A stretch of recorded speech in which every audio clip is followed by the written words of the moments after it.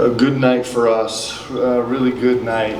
So much of what we needed tonight, so I was really happy with it. This Minnesota State team's defending national champs. I like the way they play. I like how they approach the game. They traveled long and hard to get here, and so it was good for us to have that experience. There was some flow of the game that was disappointing to us. There were some numbers in the game that we're really, really excited about, and it's another chance to grow. So proud of our guys.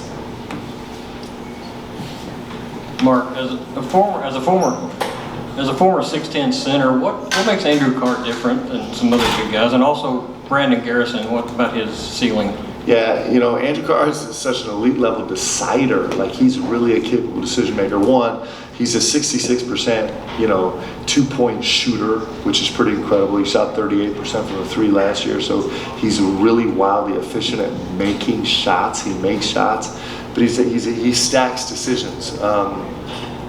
There's something we saw in film from him last year at Wake Forest where, when he's turning the ball and someone jumps in the passing lane, he can actually stack a decision where he reads it correctly, gets downhill, gets to 2 feet, makes another ball fake, and then finally completes a pass or a play.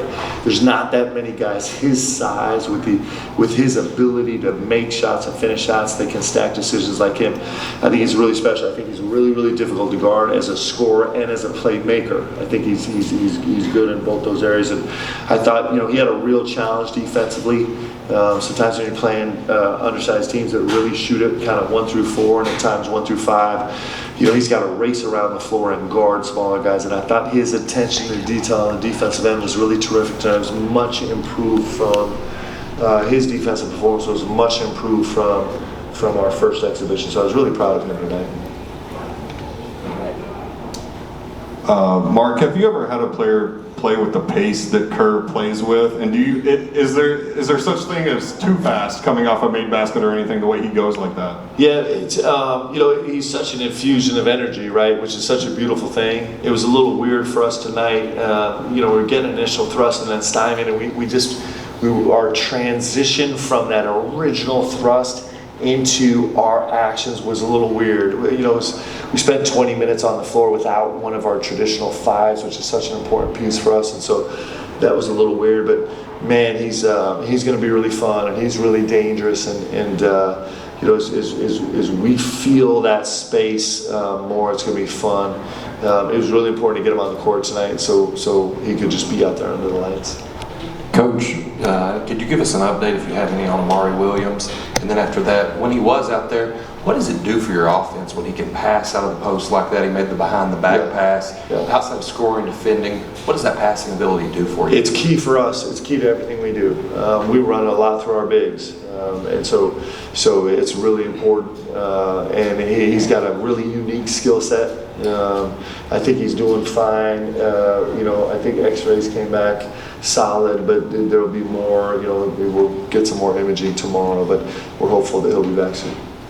Coach, I know that the three-point game is a really big part of your offense. Are you pretty happy with how you guys are kind of shooting the ball offensively right now? And I know, Jackson was a huge part of the three-game tonight. Yeah. What does that kind of say about how he's playing right now? Yeah, I wasn't really thrilled with us in the first half from the three-point line. I felt like it was, it happens all the time. It happens to every team I've ever coached. You go bang 21, and then you think, we're just gonna, it's like,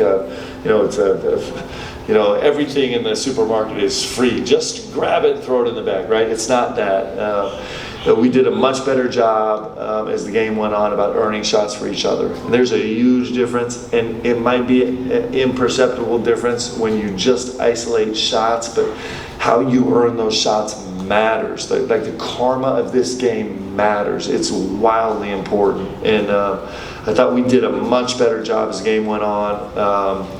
About just getting back to like, hey, let's go work on this game and let's go fight to earn each other great shots. There's a big difference. So I thought we were better as the game went on. It's a huge part of what we do, and Jackson's been playing for me this way for a long time, and clearly he's pretty comfortable. Coach, you talked about the first. Jack's not shy either, is he? He's not shy at all.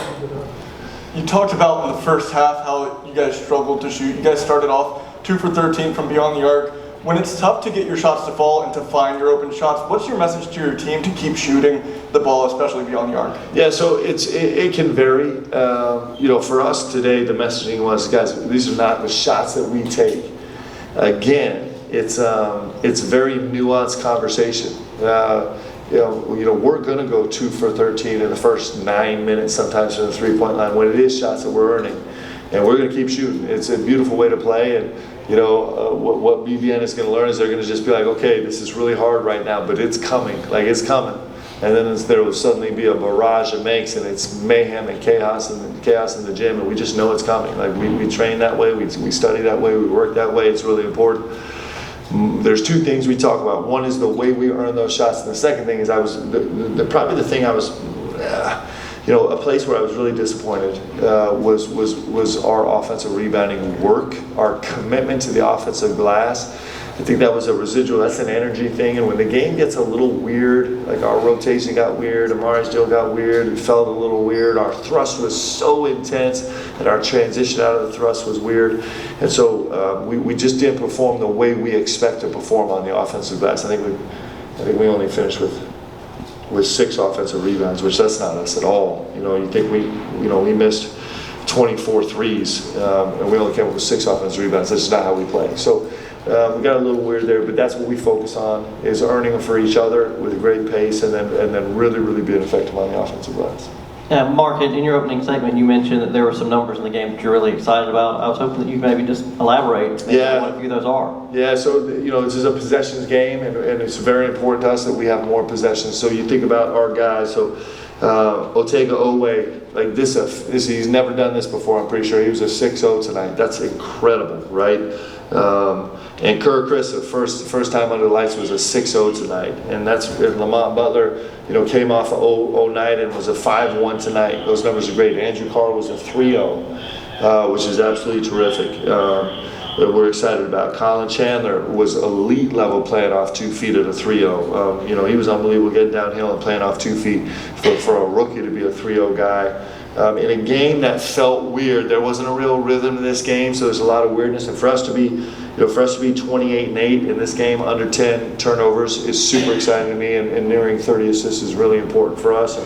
And so I'm really ecstatic about those numbers. We held them to 39% from the field, although we tried to get them to 40% in the second half. But we held them to 39%, and that's our goal. We want to keep teams at 39% from the field, so we did that effectively. I'm really proud of that. So there's a lot of really good stuff tonight. Mark, when you say the karma of this game matters, can you expound on that? What exactly do you mean by that? Yeah, so it's, you guys have all been around this. Listen, BBN knows this game. We know this game. We know what it feels like when there's penetration and then you come to 2 feet and there's a kick and an extra pass and an extra pass, and you follow the ball and you know where it's going to end up. You know it's going to end up in the corner. Everybody made the right play, and you know that ball's going in, and it goes in at some ridiculous, insane percentage of the time. And that's the karma of the game. That's one example of the karma of the game. When you play this game right, the game rewards you. It just is. It's a living, breathing thing, and it's really special. And it's partly because our guys know it. You can feel it when you're a player and you're on the floor and the ball is going right. And the rare occasions when you end up missing that shot, if you're playing right, you end up getting the offensive rebound, right? And that's just the way this game is for the most part. And so I can give you 100 examples of karma of the game, how it works, but when you play it right, it honors you. Coach, you mentioned how Otega impressed you this game. It seems that his performances over the last 2 games have been overlooked due to just some crazy performances from other guys. How much has he meant to this team? And I mean, when it comes, you talk about the assist numbers. I mean, I think he was one of the highest in the assists. I mean, what does he do for this team as a leader? Listen, he's got a calmness about him that's really great. He's got a physicality to the game that's really special. He can hurt you in a lot of different ways. And he's just got a consistency. What's really been brilliant is watching him grow. His game is growing every single day, and he's doing things more consistently than he's ever done before in his life, and that's really exciting. So he's making a contribution in every possible way. Mark's got our last one. You mentioned down in Birmingham you wanted to see in these 2 games you guys get exposed a little bit. Was those first 12 and a half minutes kind of what you were looking for? And what did you make of the response, the 21-3 run? Yeah, it was really important for me. you know, we were hoping to we just needed to not feel right.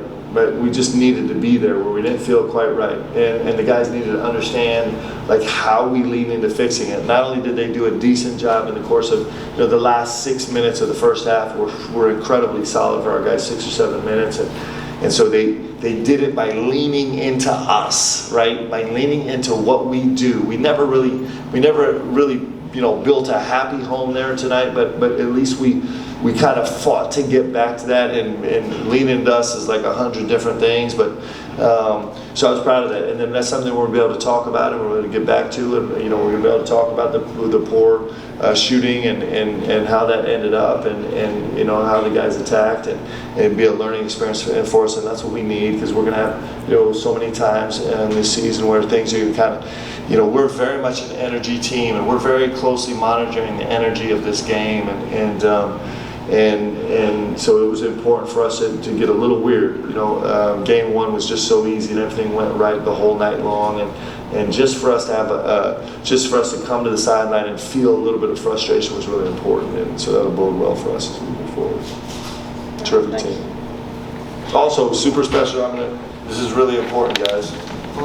So these beautiful shoes, these are incredible, right? So these are our special edition, courtesy of Mark Evans. I told you he was the best, and Nike, the greatest shoe ever made, Nike. And these book ones might actually take over. These are this is some type of combination of like Apple and Nike and everything good in the world, right? They're also, they got our record 34-2 in 1996. Conveniently, book one is chapter 1, which is very relevant to us. Super cool. Even the sole has got the old logo is fire. Am I going to get in trouble for saying that? It's also a very large shoe. I would hand it out, but none of you could wear it. And most importantly, this Devin Booker is a superstar, man. You think about Devin Booker came here and played on one of the great all-time great teams of Kentucky. Never started a game. Played 20 minutes a game on a great team that ran the table except one game. And dude's going to be the MVP in the NBA here this year, the next year, the year after. It's incredible. He's a great ambassador for this game, and certainly a great ambassador for Kentucky. So I thought that was pretty swaggy. I thought I'd show you that. It's all good. Have a great night, guys. Our players will be available